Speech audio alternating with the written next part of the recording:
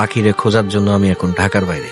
আপনার প্রচারের জন্য সব সময় আসি। ক্লায়েন্ট আমাকে 10 মিনিটের জন্য 2 লক্ষ টাকা কনসালটেশন ফি এমনি দেয় না, সেখানে এই কেস আমি ফ্রি নিয়েছি। আপনি টেনশন নিচ্ছেন কেন স্যার? অতীতের মতো এখানেও আমি ব্যর্থ হব না স্যার। সামনের ইলেকশনের আগে আমি আমার ইমেজটাকে আরো তুলে ধরতে চাই সমাজসেবী হিসাবে, তাই পাখিকে আমার চাই যে করেই হোক। ভাই দেন দেখি একটু দেখি মা।